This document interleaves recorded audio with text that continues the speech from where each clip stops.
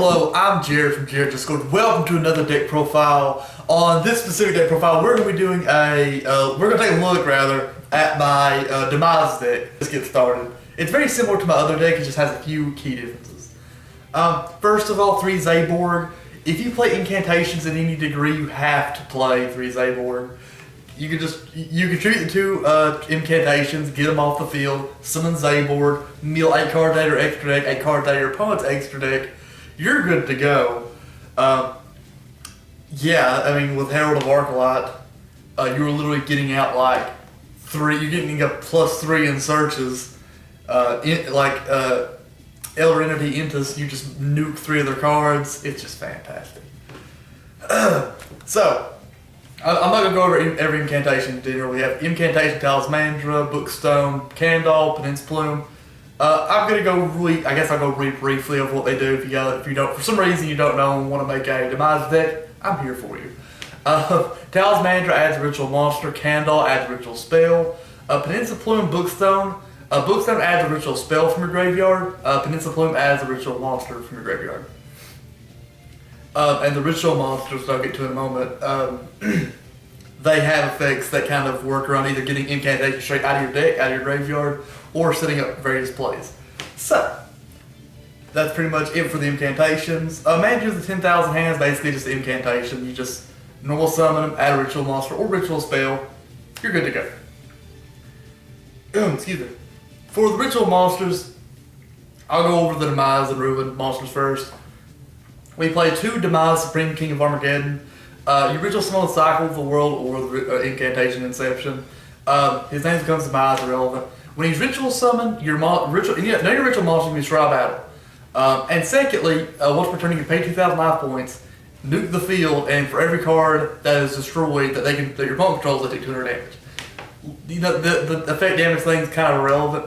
But if you use a level 10 monster, or if you just use ritual monsters for the summon, which you can with Creator, you don't have to pay any life points. So you just get like a free nuke the field every single turn.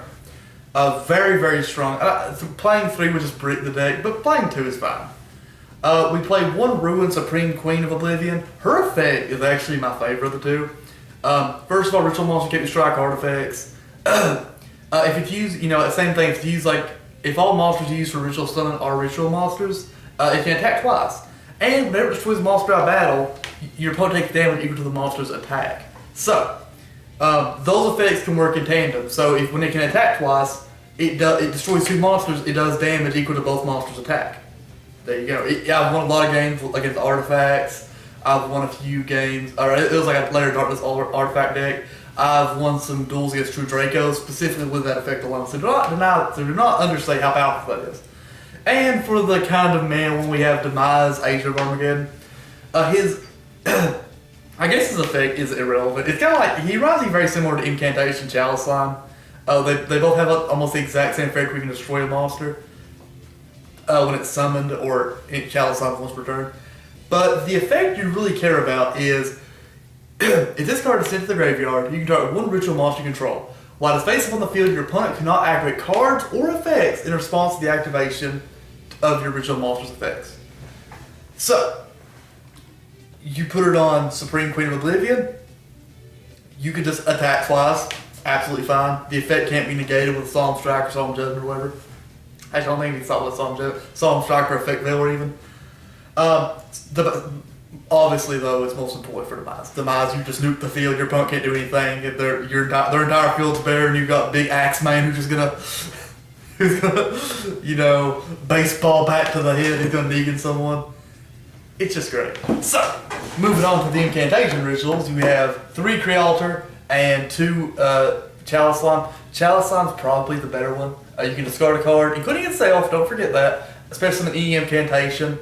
And basically you just get 1. But if you do not ritual summon, you take 2,500 damage. Do not forget that. I have lost because of that, because I'm an idiot. So, if you can, make sure you have some strategy if that doesn't go through. So, it also has another effect where you can send an incantation card from your hand or face up to destroy a card, or destroy a face up monster. Actually, just a monster in general.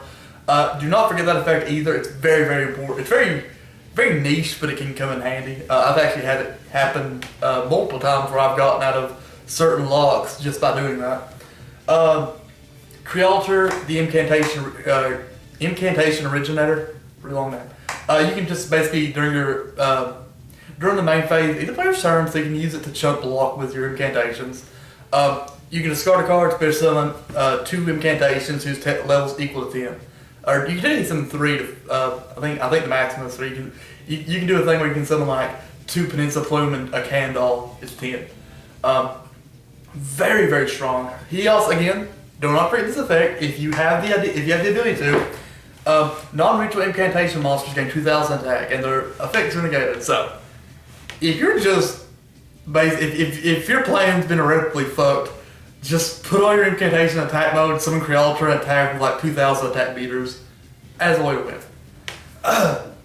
On to the spell card, which is the majority of the deck. We have 3 Pot of Extravagance.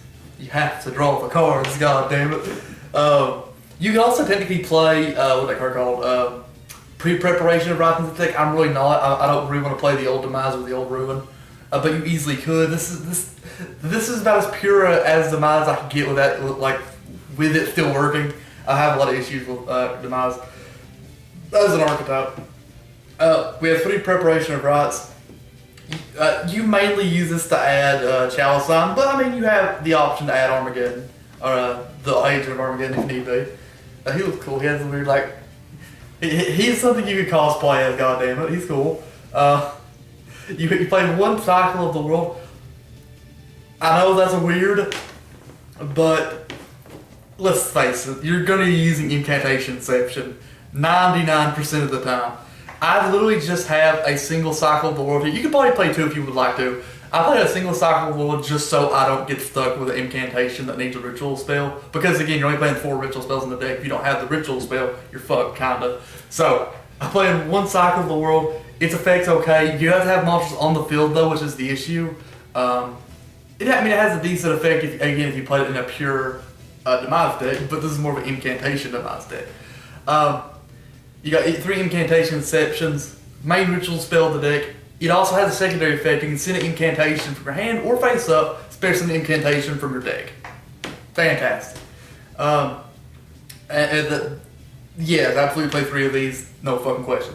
We have 2 Call of the Grave. You can probably play 3 Call of the Grave. I just don't do that because I always fucking draw it in the worst possible times. I've been traumatized with 3 Call of the Grave, so we're just playing 2.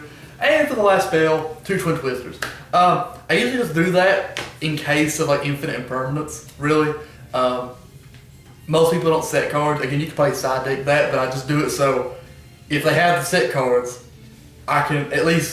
you bare minimum, I can at least call out the fucking, I can get out the Call by the Grave if I discard a monster. I can get out the fucking infinite impermanence. I can get out the Solemn Judgment. It helps. Extra deck, completely fucking irrelevant. We'll just go over it anyway. Actually, the side deck is kind of relevant. I'm gonna at least a few of these. Negra Sophia is more just an idea. I don't actually know if it will actually work, but I've thought about it. We have 3 Elder Entity Intus. You just discard. You send it to the graveyard with a board, destroy a card. You have 3 Herald of Arclight, the main playmaker. You send 3 rather. Add 3 from your deck to your hand, or add 3 ritual/ritual spells from your deck to your hand. And then the extra deck's kind of relevant. I have 2 Dark Utopic Infinity, 2 Utopic Dragon, Sky Palace Gangrenite. You probably actually, in all honesty, probably could play a package of like Dora, Gusta, or Max, Dora, and Libe. I guess that would actually not be a bad idea. And again, extra deck never comes into play unless I'm singing it all to the graveyard. And then we have 3 Nephthys of Sacred Flame. It actually has come into use before. Like I've used it maybe twice. It's just a fun backup play in case everything else gets inevitably fucked. Again, but just ignore the extra deck besides Intus and Arclight. You probably also could play Cyframe Mortal Omega, just to shuffle stuff back in your deck. That's actually a pretty good option. But it's just again very rough extra deck. The main deck is what's really important. On to the side deck. I'm just gonna go talk about these each individually. Because you could you could take out the Demise stuff, and still play, and just like throw in some like more copies of some of these rituals, and still have a very effective deck. That's what I love about incantations. They're so splashable. So we have Necro Sophia. I didn't feel like looking up the ruling of this, and I just want to try it out like on YGL Pro at some point and see if it can work. And if it works, and goddamn, I'm playing it. Just it's just there though. It was cool. We have Blue Eyes Chaos Max Dragon. This is just specifically in case of going up against someone that has a lot of big beaters that I can't just get past. Like unaffected by card effects beaters, which is more common. Like especially going up against like Blackwing, it's more common than you think. More Factor Pain, the Imagination Draco Overlord. Honestly, I just play him because Unicorn's at 1. He does have uses though. Summon him turn 1, skip your opponent's main phase 1. Okay, you can stop a good part of the lock. You also negate Fusion, Synchro, and Exceed monsters. A lot of the metagame requires Synchro, at least one of the 3, so I think it has use. Gravity Dragon, he's fun. There's no real reason I play him. He's just fun.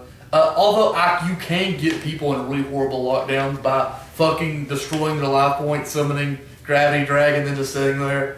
You can maybe activate 1 or 2 effects. You're good. Magician of Chaos. He's just a good stun card. Every time a player activates a spell or trap card, you can destroy a card on the field. Very strong. Third Chalice Slime in case you want to play it. And then for our 2 last rituals, we have Eva Gashiki, Gus Kraken, and Necros Unicorn.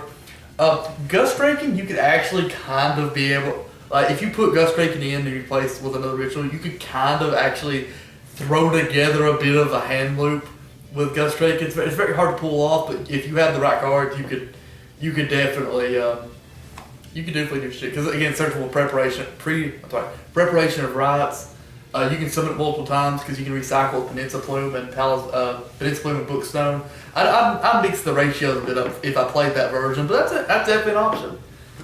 Unicorn is fucking broken. Just all the effects of all face up special summon monsters from the X deck negated. No links, no pendulums, no fusions, no anything. You just stay there. We're all good. So that's the deck profile. I mean, a very quick deck. I mean, there's not a lot to talk about when it comes to it. I just really love Demise. It's an awesome ritual monster. I hope they make more support for it in the future. It just has a really cool concept of using ritual monsters in a very unique way, using ritual monsters for ritual monsters, and I hope they expand upon it. Hell, even making more taking old useless ritual monsters like Crab, Turtle, or Chakra, and maybe putting it into the archetype maybe. I don't know, I'm just kind of theory crafting. But that's the end of the deck profile. If you guys enjoyed the video, please leave a like and maybe subscribe to all the channels in the description below. Along with myself, I appreciate each and every one of you guys for watching. If you guys have any other deck profiles you would like for me to see from me, put it in the comment section. I have quite a lot of decks I'd like to show you guys. Otherwise, thank you guys once again, and I'll talk to you guys later. Bye.